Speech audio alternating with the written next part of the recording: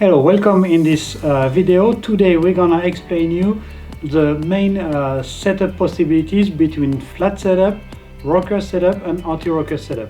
I'm Pascal Briand, I'm Speed Product Manager at Powerslide, and I am with our new 3D designer Umberto. So we are totally geek about frame and speaking all day long about things like this.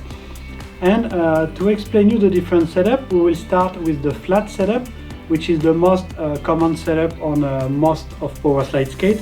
When we talk about flat setup, it just means that the wheels are the same size and that on the frame the axles are on the same level. So we call this flat because the 3 wheels, or the 4 wheels actually, they touch the ground exactly at the same position. And so yeah, this is a flat session. It's the most common, like on fitness skate, on most of urban skate, all the speed skates, you will find this flat setup construction. It can be on a 4-wheel skate or on a 3-wheel skate, and that's how we use the skate mainly.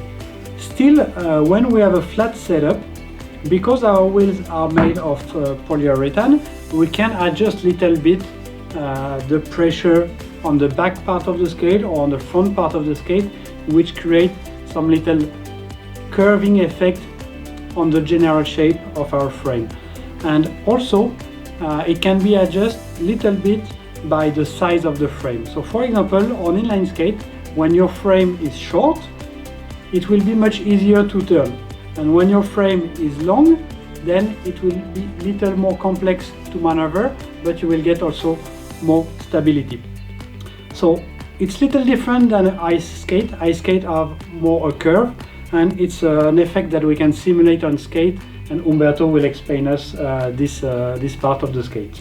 Yeah, let's talk about the setup, which is more similar to the ice skate. We have here a rockering setup, a rocker setup, which is a fixed setup that take your middle wheels lower to the ground, and the external wheels, so the first and the fourth wheels, they're not touching the floor. So basically you increase your agility like on the ice blade.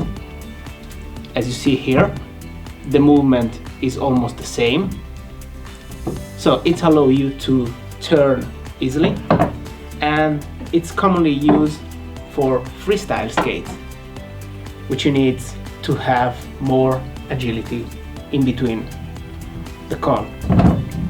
There is also a similar setup, which is also a rockering setup, but with a little difference, that is adjustable rockering.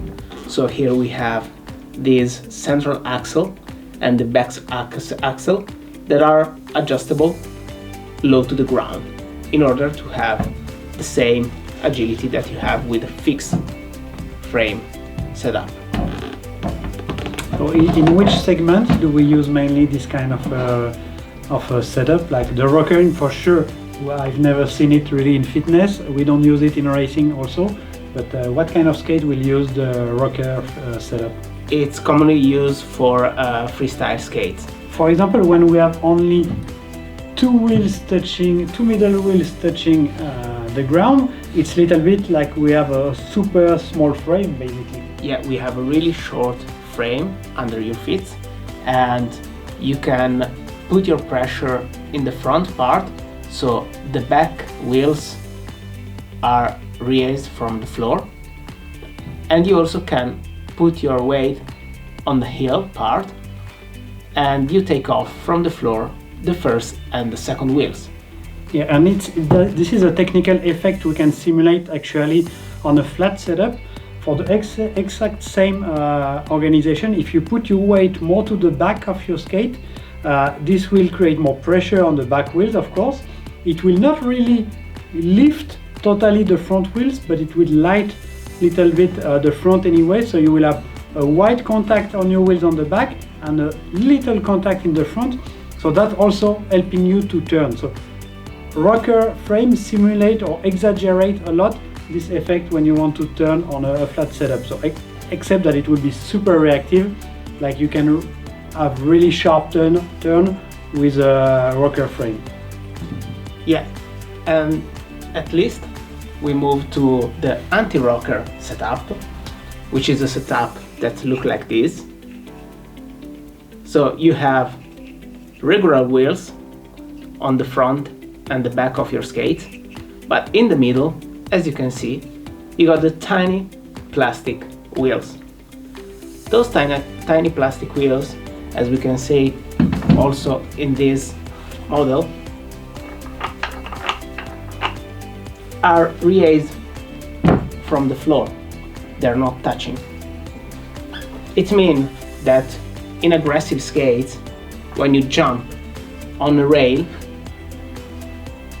the wheels are not biting the rail, and the wheel bite is when a urethane wheels touch the rail and stuck on it. So that's why we use middle plastic wheel. So a frame like this with an anti-rocker, it's mainly used in aggressive skate. Does it react more like a flat setup still? The real difference as feeling from the 4 down, the flat setup, is the fact that you only have 2 wheels touching the floor.